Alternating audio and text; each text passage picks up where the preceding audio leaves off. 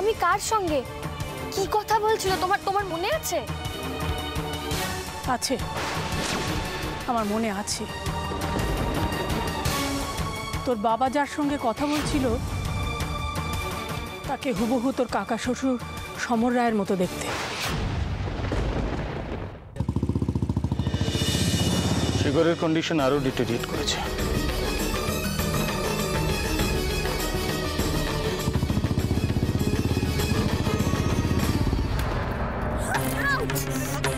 আজ যদি তুমি না আসো, ভালোবাসার প্রতি আমার বিশ্বাসটাই নষ্ট হয়ে যাবে।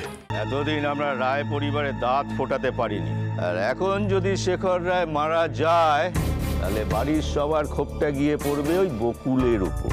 বলবে অবিশ্বাস করেছে তাই মরেছে, ফলে বকুল বাড়ি ছাড়া হবে।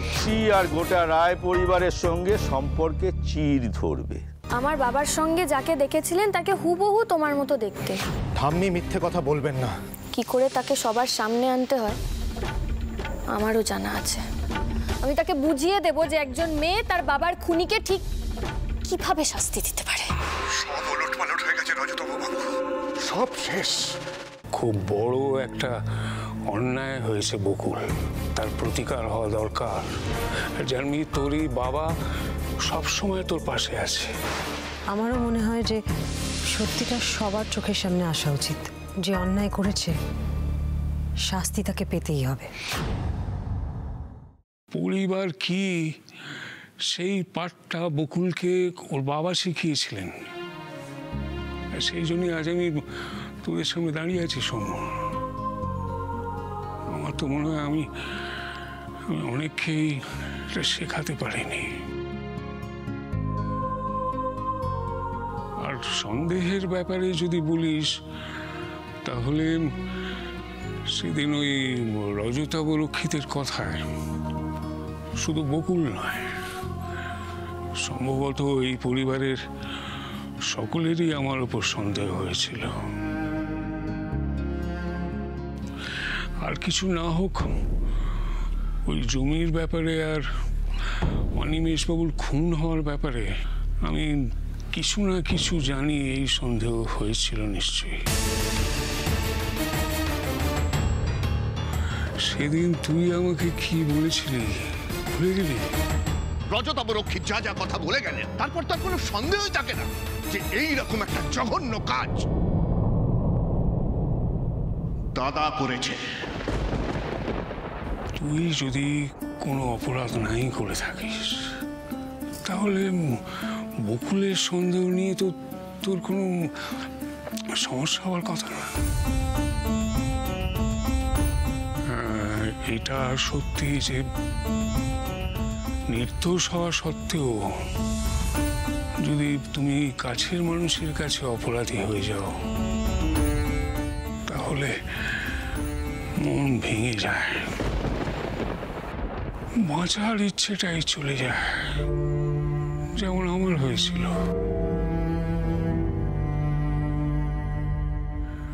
কিন্তু তুই যেটা বলছিস সেটা আমি সমর্থন করি না। পরিবারের একজন সদস্য বলেই সে সব অপরাধের ঊর্ধ্বে, এটা আমি বিশ্বাস করি না। তাছাড়া কাকুমণি, তুমি তো জমি সম্পর্কে কিছু জানতেই না। জমি নিয়ে এত ঘটনা ঘটে গেছে তুমি তো শোনোইনি কোনোদিনও। ইনফ্যাক্ট তোমার তো বকুলের বাবার সঙ্গে কোনো পরিচয়ও ছিল না। তো তুমি হঠাৎ মানে এই সব নিয়ে এত চিন্তা করবে কেন, তাই না?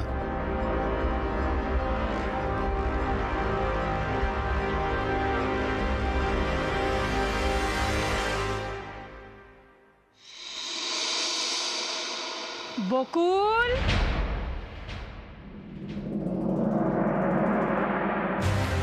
একে রামে রক্ষে নেই, সুগ্রীব দোসর। বকুলের সঙ্গে এবার ওর ঠাম্মিও যোগ হলো। বুড়ি আর আসার সময় পেল না।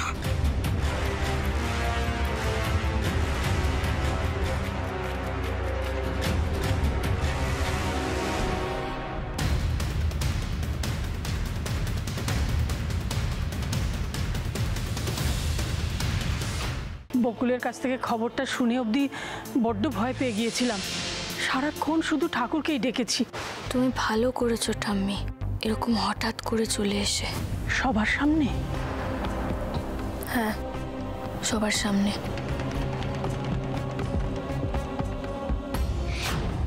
আমি দেখলাম রুমেলার গাড়িটা আমাদের অফিসের সামনে দাঁড়িয়ে আছে।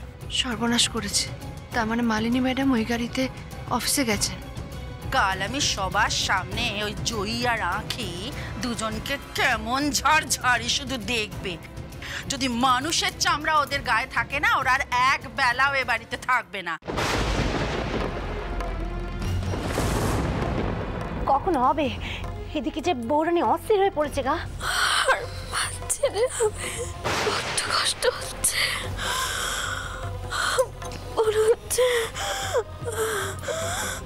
মনে হচ্ছে আমরা যদি কৃষ্ণকলির গানের একটা ভিডিও প্রোমো শুট করি আর সেটা যদি সোশ্যাল মিডিয়াতে দেখানো হয়।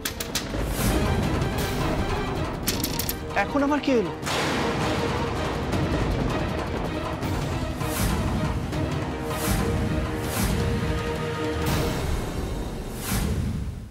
ভৈরবী মা, এই দেখো পায়েসের পাত্র তো খালি। সে কি?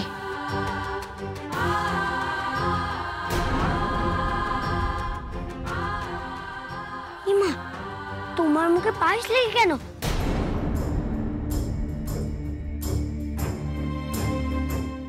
মা যখন একবার না বলে দিয়েছে তাহলে এই বাড়ির কেউ ওকে খেতে দেবে না। আর মার কথাই আমার কাছে বেদবাক্য। ক্লিয়ার? আপনি যদি আমায় বন্ধু বলে মানেন, যদি আমাকে বিশ্বাস করেন, আমার একটা কথা রাখতে হবে। রাখবেন? কি কথা? এবার থেকে দীপ্তবাবু যা খাবেন, ওনার খাওয়ার আগে আমি খাবো। উকিলবাবু, মামলার রায় কি বেরোলো? শ্রী চিত্তরঞ্জন দাস এমন এক সেকশনে মামলাটা ফেলেছিলেন যে ফাঁসির সাজা রদ হয়েছে। ফাঁসি রদ হয়েছে? ফাঁসির বদলে বারিন ঘোষ ও উল্লাসকর দত্তের দ্বীপান্তর হলো cellular jail. Cellular jail? Andaman? সে তো বহুদূর। প্রতি বছর একজনকে best student of the year এই অ্যাওয়ার্ড দিয়ে থাকি। এবার অ্যানাউন্সমেন্ট একটা যখন হয়ে গেছে, অ্যাওয়ার্ড তো দিতেই হবে সেই অনুযায়ী। তবে কে পাবে অ্যাওয়ার্ডটা ফাইনালি সেটা কিন্তু সত্যি এখনো বলা যাচ্ছে না। আচ্ছা, তুমি এইভাবে রয়েছে কেন, মুখ গম্ভীর করে? কোথায় গম্ভীর নয় তো? প্রাণনাথ, দরজা খুলুন প্রাণনাথ। কি হয়েছে রানু? আপনি আমায় বলেছিলেন না আমি গরিব ছেলে মেয়েদের ইংলিশ মিডিয়াম স্কুলে লেখাপড়া শেখানোর জন্য কি করতে পারি। আমি ভেবে ফেলেছি আমি কি করতে পারি, আর আমরাই পারি। শুধু আমার মায়ের স্বপ্ন কেন, অনেক মায়ের স্বপ্ন পূরণ করতে হবে। মা, মা তুমি কোথায়? মঞ্চে এসো মা, আমি ডাকছি। ওই দেখো আমার মা।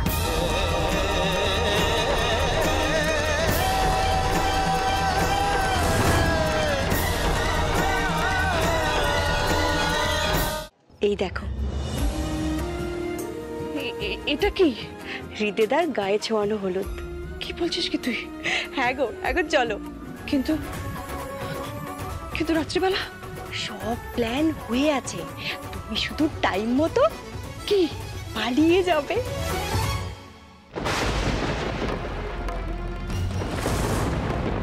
কখন হবে? এদিকে যে বৌরানি অস্থির হয়ে পড়েছে গা। আর পাচ্ছে রে, বড্ড কষ্ট হচ্ছে।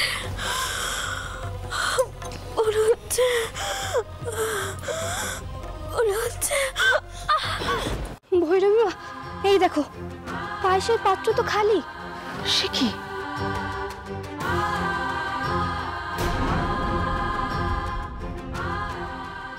ইমা, তোমার মুখে পায়েস লেগে কেন?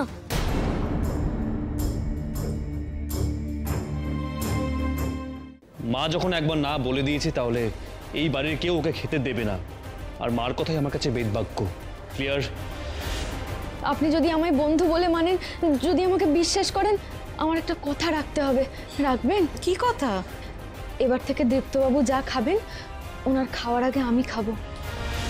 উকিলবাবু, মামলার রায় কি বেরোলো? শ্রী চিত্তরঞ্জন দাস এমন এক সেকশনে মামলাটা ফেলেছিলেন যে ফাঁসির সাজা রদ হয়েছে। ফাঁসি রদ হয়েছে? ফাঁসির বদলে বারিন ঘোষ ও উল্লাসকর দত্তের দ্বীপান্তর হলো cellular jail. Cellular jail? Andaman? সে তো বহুদূর। প্রতি বছর একজনকে best student of the year এই অ্যাওয়ার্ড দিয়ে থাকি। এবার অ্যানাউন্সমেন্ট একটা যখন হয়ে গেছে অ্যাওয়ার্ড তো দিতেই হবে সেই অনুযায়ী। তবে কে পাবে অ্যাওয়ার্ডটা ফাইনালি সেটা কিন্তু সত্যি এখনো বলা যাচ্ছে না। আচ্ছা তুমি এইভাবে রয়েছে কেন, মুখ গম্ভীর করে? কোথায় গম্ভীর নয় তো।